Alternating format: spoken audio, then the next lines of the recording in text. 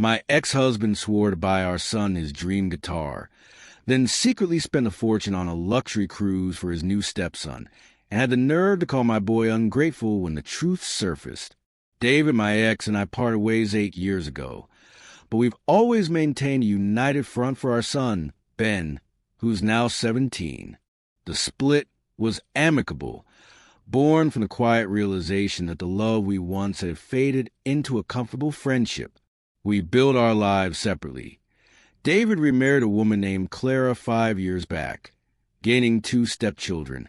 While I focus on growing my own graphic design studio from the ground up, David, having inherited a thriving family business, is far more financially secure, which is why our support arrangements for Ben have always been weighted in his favor. I receive child support, every cent of which goes directly to Ben's needs and his future. It's a fair system, and it's worked for us. Our co-parenting journey has been remarkably smooth, with Ben splitting his time between our homes seamlessly. Until now, Ben's passion has always been music. He lives and breathes it. For his upcoming 18th birthday, a milestone he's been talking about for years, he had his heart set on a specific high-end vintage electric guitar. It was a significant investment. David and I had discussed it at length. Given the cost, we agreed that David would cover 70% and I would manage the remaining 30%, which for me meant careful budgeting and saving. David, for months, had been the one fueling Ben's excitement. He'd send him links to photos, talk about the specific tone of the wood, promise him that it would be the centerpiece of his future career. "This isn't just a birthday gift, champ," he'd say over dinner at his place. "It's an investment in your talent." Ben's eyes would shine with a mixture of hope and anticipation. He practiced relentlessly on his old, worn-out instrument, dreaming of the day he'd hold that masterpiece in his hands. Then, just 10 days before Ben's birthday, David called me. His voice was strained, apologetic in a way that immediately set off alarm bells. "Lena, we have a problem," he began. "I can't follow through on the guitar this month. Some unexpected financial obligations have come up. It'll have to wait a few more weeks, maybe a month." I was stunned into silence for a moment. "David, you can't be serious. You've been promising him for half a year. He's counting on this. What obligations could possibly be more important than this?" He became evasive, his tone turning defensive. "It's personal, Lena. A private matter. I don't need to justify my finances to you. Just tell him, please. I can't bear to do it." And with that, he hung up, leaving me with the odious task of breaking my son's heart. I sat Ben down that evening. Seeing the hope drain from his face was one of the most difficult things I've ever witnessed. He didn't shout or cry. He just seemed to shrink, his shoulders slumping as he absorbed the news.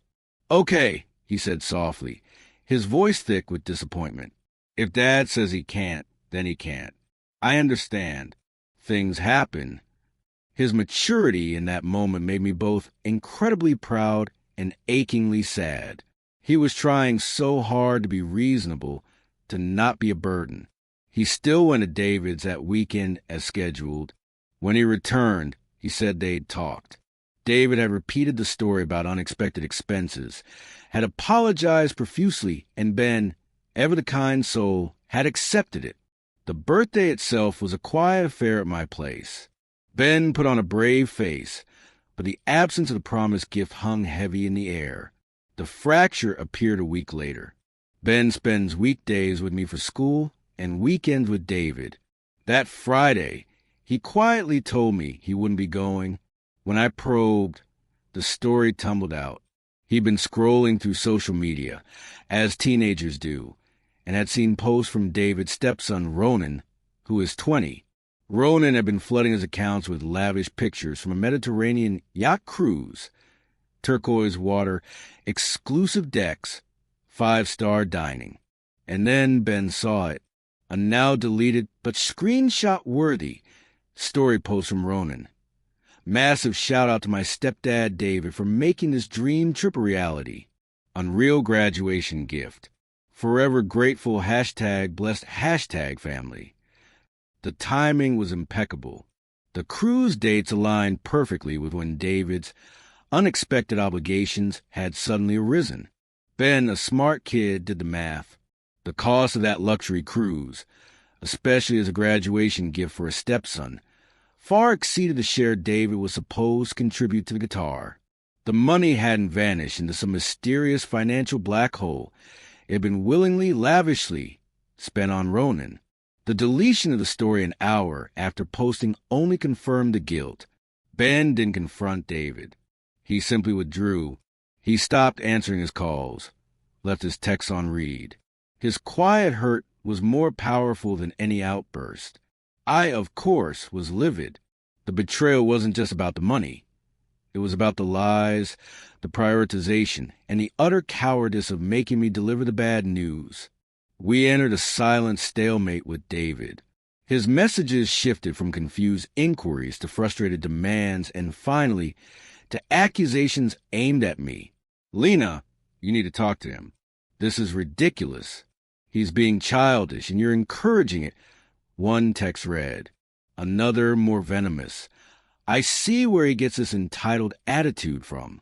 Your duty is to co-parent, not a foster grudge. Be the adult here." Entitled.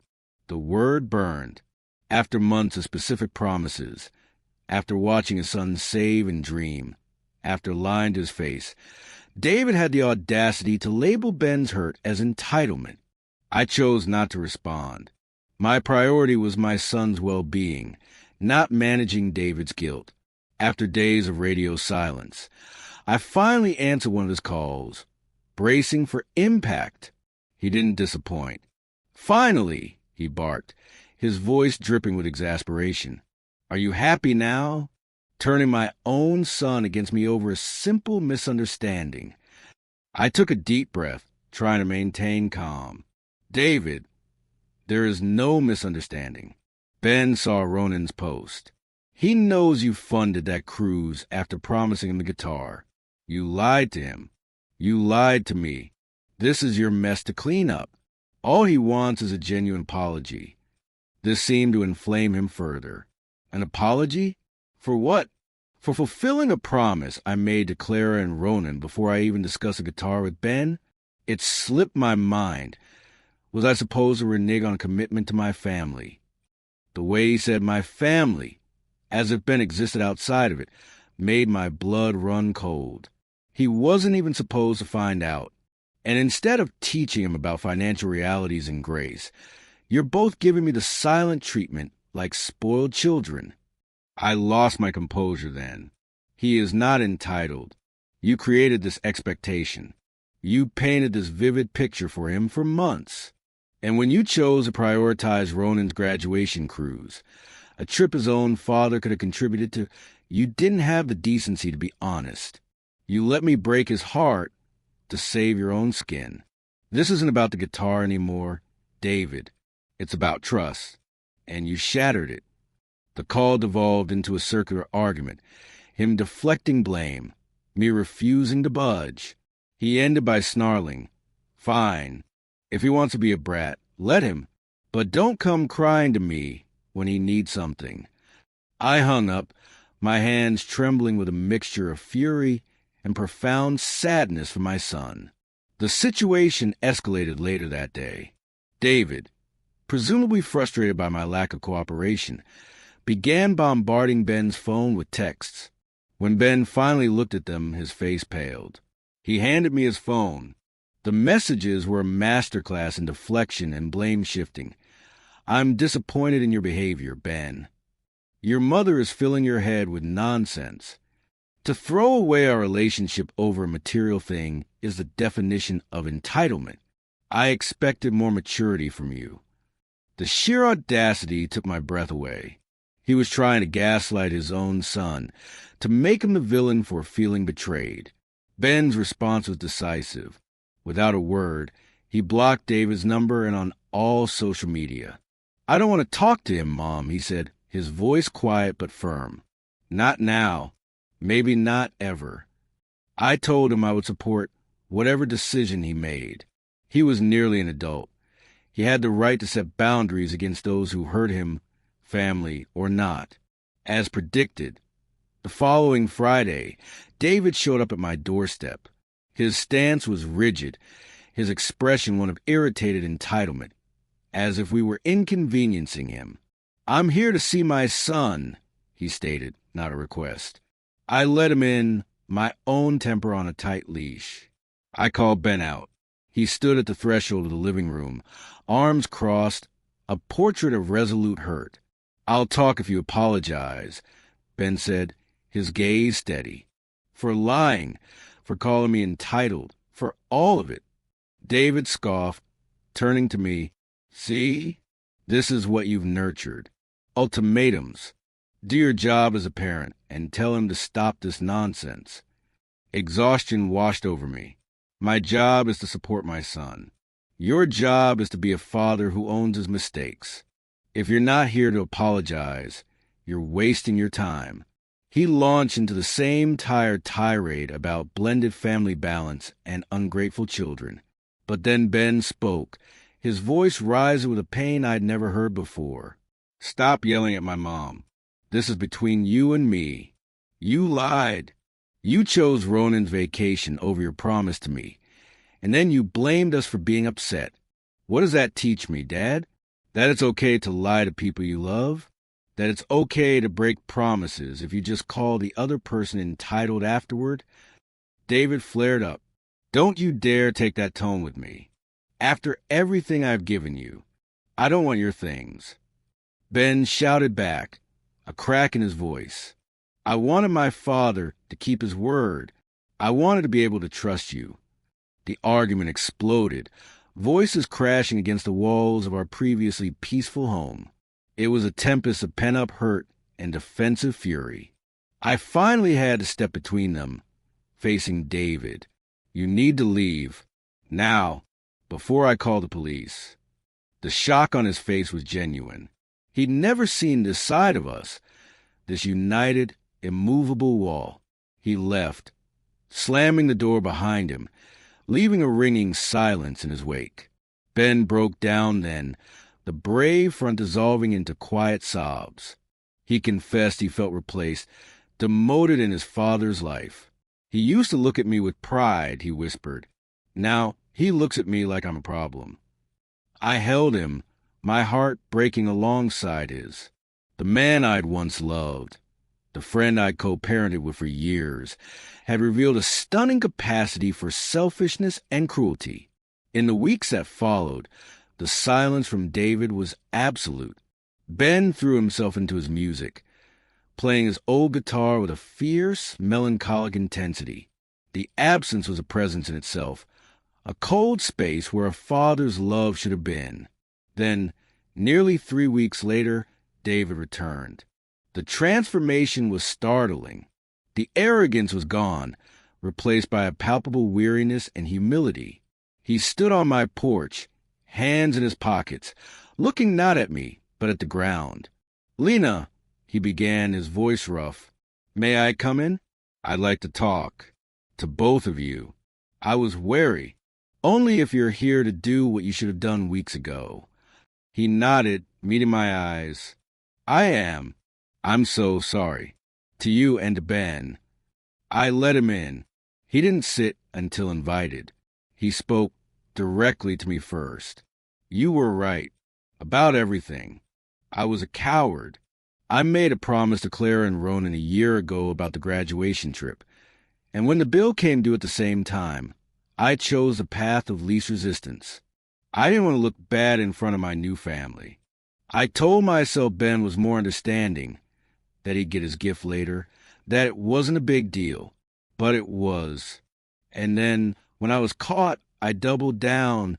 I attacked you and Ben because the guilt was eating me alive, and it was easier to be angry than to admit I'd hurt my son so deeply.